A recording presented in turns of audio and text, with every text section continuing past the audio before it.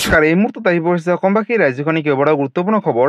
অসমৰ লাখ লাখ ধনী দুখীয়া পৰিয়ালৰ বাবে এটা ডাঙৰ খবৰ। অৰ্থাৎ ৰেচন কাৰ্ডত নাম থাকিলেই সুখবৰ, কাৰণ ৰেচন কাৰ্ডত নাম থাকিলে লাভ কৰিব নতুনকৈ 5টাকৈ আঁচনিৰ সুবিধা। কিন্তু কি আঁচনি কেনেদৰে আবেদন কৰিব, লগতে ক'ত কৰিব লাগিব, সবিশেষ জানিব এইটো ভিডিঅ'ৰ মাধ্যমত।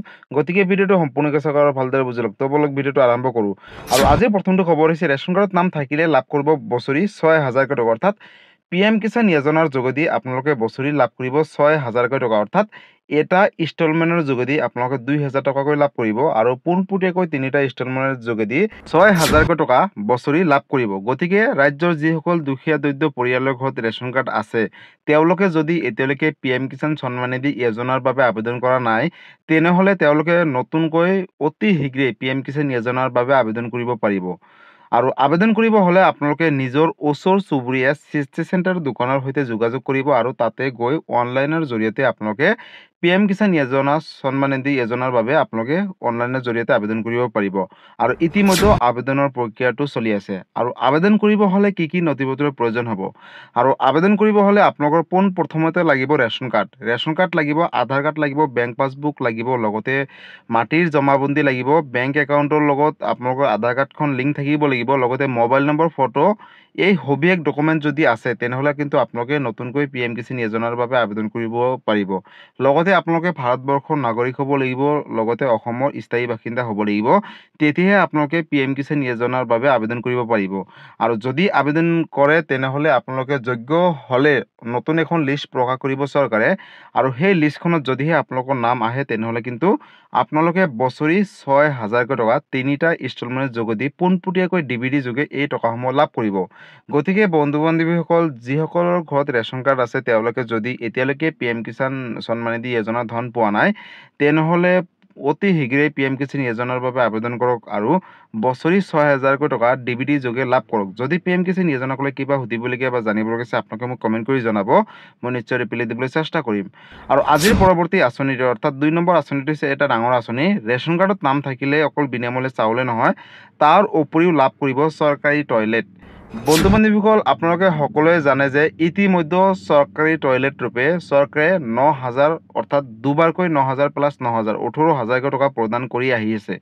অৰ্থাৎ যিসকল দুখীয়া দৰিদ্ৰ পৰিয়ালৰ ঘৰত এতিয়ালৈকে চৰকাৰী ঘৰ পোৱা নাই বা আবেদন কৰিছিলে, কিবা কাৰণত তেওঁলোকৰ নামসমূহ লিষ্টখনত অহা নাছিলে, তেনেহ'লে কোনো ধৰণৰ চিন্তা কৰিব নালাগে। চৰকাৰী টয়লেট আপোনালোকে ওচৰ চুবুৰীয়া CSC চেণ্টাৰ বা কম্পিউটাৰ দোকানত গৈ অনলাইনৰ জৰিয়তে আবেদন কৰিব পাৰিব। আৰু আবেদন কৰাৰ পিছতে আপোনালোকে যদি যোগ্য হয় এখনকৈ লিষ্ট প্ৰকাশ কৰিব SBM বুলি, আৰু সেই অফিচিয়েল ৱেবছাইটত গৈ SBM অফিচিয়েল ৱেবছাইটত গৈ আপোনালোকে চাব পাৰিব যে আপোনালোকৰ লিষ্টত নাম আছে নে নাই।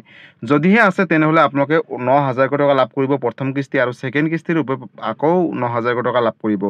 আৰু আবেদন কৰাৰ সময়ত আপোনালোকৰ Aadhaar card, bank passbook, voter ID card, লগতে মোবাইল, ফটো, এই লগতে ৰেচন কাৰ্ড, আৰু এই সকলোখিনি নথিপত্ৰ যদিহে আছে তেনেহ'লে আপোনালোকে পলম নকৰি অতি শীঘ্ৰেই চৰকাৰী টয়লেট বা গভৰ্ণমেণ্ট টয়লেটৰ বাবে আপোনালোকে অতি শীঘ্ৰেই আবেদন কৰক। আৰু আবেদন কৰিলে কিন্তু আপোনালোকে 18,000কৈ টকা লাভ কৰিব। আৰু লগতে মুখ্যমন্ত্ৰী ডক্টৰ হিমন্ত বিশ্ব শৰ্মাই ঘোষণা কৰিছে যে যিসকল দুখীয়া দৰিদ্ৰ মধ্যবিত্ত পৰিয়াল এতিয়ালৈকে চৰকাৰী টয়লেট পোৱা নাই, তেওঁলোকে অতি শীঘ্ৰে আবেদন কৰক। আৰু আবেদন কৰাৰ পিছত যদি যোগ্য যিসকল পৰিয়াল হ'ব তেওঁলোকক কিন্তু 9,000কৈ টকা প্ৰথম কিস্তিৰূপে দিব, আৰু ছেকেণ্ড কিস্তিত দিব 9,000কৈ টকা, অৰ্থাৎ 18,000কৈ টকা দিব। গতিকে এইটো এটা ডাঙৰ আঁচনি আছিলে। আৰু আজিৰ পৰৱৰ্তী আঁচনিটো হৈছে ৰাজ্যবাসীৰ বাবে আন এটা ডাঙৰ আঁচনি। ৰেচন কাৰ্ডত নাম থাকিলেই সুখবৰ, কাৰণ ৰেচন কাৰ্ডত নাম থাকিলে এতিয়াৰে পৰা পাব চৰকাৰী পকী ঘৰ। বন্ধুসকল, যিসকল দুখীয়া দৰিদ্ৰ মধ্যবিত্ত পৰিয়াল এতিয়ালৈকে চৰকাৰী পকী ঘৰ পোৱা নাই, তেওঁলোকক চৰকাৰে নতুনকৈ পকী ঘৰ দিয়াৰ বাবে কেইবাটাও ডাঙৰ সিদ্ধান্ত গ্ৰহণ কৰিছে অসম কেবিনেটত, লগতে কেন্দ্ৰীয় চৰকাৰে। গতিকে বন্ধুসকল, অসমত যাতে কোনো এঘৰ মানুহ কেঁচা ঘৰত থাকিব নালাগে, তাৰ বাবে কিন্তু চৰকাৰে ডাঙৰ সিদ্ধান্ত গ্ৰহণ কৰিছে কেবিনেটত।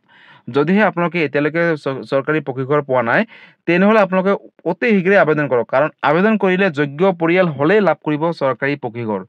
আৰু বন্ধুসকল, চৰকাৰী পকী ঘৰ আবেদন কৰিব হ'লে আপোনালোকে নিজৰ গাঁও পঞ্চায়তৰ যোগেদি আবেদন কৰিব পাৰিব বা অথবা আপোনালোকৰ গাঁও ৱাৰ্ড মেম্বাৰ যিজন আছে সেই ৱাৰ্ড মেম্বাৰৰ যোগেদি কিন্তু আপোনালোকে প্ৰধানমন্ত্ৰী আৱাস যোজনাৰ বাবে আবেদন কৰিব পাৰিব। আৰু আবেদন কৰিব হ'লে আপোনালোকৰ ৰেচন কাৰ্ড থকাটো বাধ্যতামূলক।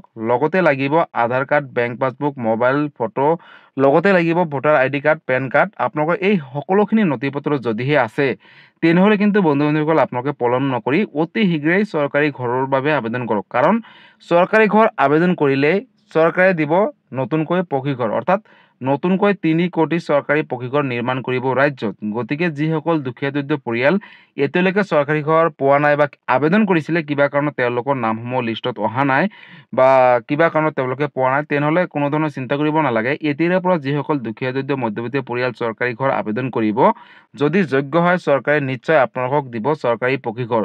লগতে মুখ্যমন্ত্ৰী ডক্টৰ হিমন্ত বিশ্ব শৰ্মাই ইতিমধ্যে ঘোষণা কৰিছে যে অসমত যাতে কোনো মানুহ কেঁচা ঘৰত থাকিব নালাগে, তাৰ বাবে কেবিনেটত ডাঙৰ সিদ্ধান্ত গ্ৰহণ কৰিছে। গতিকে আপোনালোকে যদি আবেদন কৰিম বুলি ভাবিছে তেনেহ'লে আপোনালোকে অতি শীঘ্ৰে আবেদন কৰক।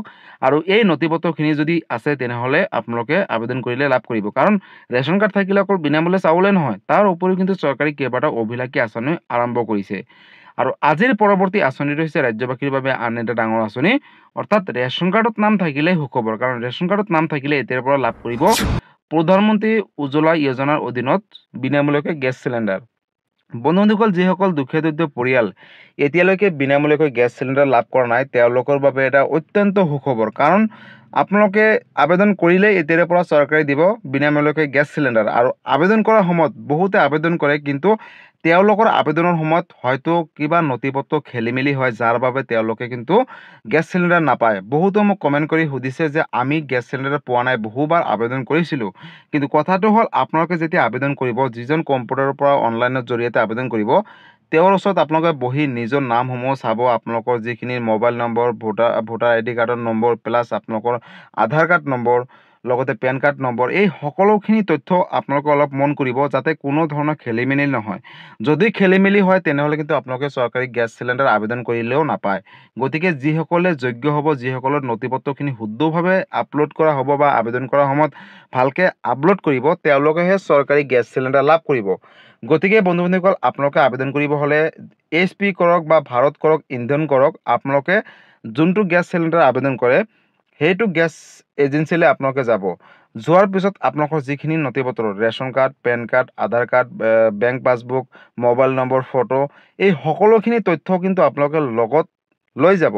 আৰু লৈ যোৱাৰ পিছত তেওঁলোকে যেতিয়া অনলাইনত টাইপিং কৰিব, আপোনালোকৰ নথিপত্ৰখিনি বিচাৰিব, সেই সময়ত আপোনালোকে অলপ মন কৰিব যাতে কোনো ধৰণৰ খেলিমেলি নহয় বা আপোনালোকৰ নামসমূহ যাতে ভুলকৈ তেওঁলোকে আপলোড নিদিয়ে। গতিকে আপোনালোকে অলপ মন কৰিব।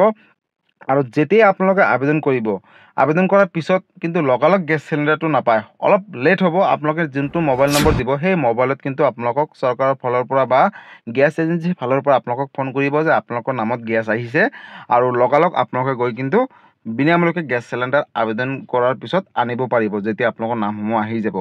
লগতে বন্ধুসকল, গেছ চিলিণ্ডাৰ যেতিয়া আপোনালোকে চৰকাৰীভাৱে লাভ কৰিব, এটা সুবিধা আছে যে আপোনালোকে যেতিয়া গেছ চিলিণ্ডাৰটো ৰিফিল কৰিব, অৰ্থাৎ আপোনালোকে যেতিয়া শেষ হোৱা গেছটো নতুনকৈ ভৰাব, তেতিয়া কিন্তু বজাৰতকৈ বহু কম মূল্যত আপোনালোকে কিন্তু এই গেছ চিলিণ্ডাৰটো ভৰাবলৈ পাৰিব।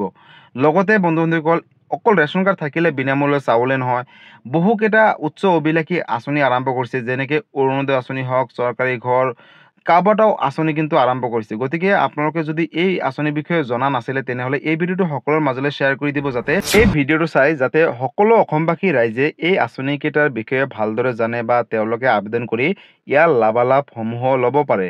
গতিকে বন্ধু-বান্ধৱীসকল, এই আঁচনিকেইটাক লৈ যদি কিবা সুধিবলগীয়া বা জানিবলগীয়া আছে আপোনালোকে মোক কমেণ্ট কৰি জনাব, মই নিশ্চয় ৰিপ্লাই দিবলৈ চেষ্টা কৰিম। লগতে এই চেনেলটো আপোনালোকে ছাবস্ক্ৰাইব কৰিবলৈ একেবাৰে নাপাহৰিব। গতিকে বন্ধু-বান্ধৱীসকল, আজি আছিলে এইটো এটা ইনফৰ্মেটিভ ভিডিঅ' আৰু গুৰুত্বপূৰ্ণ খবৰ।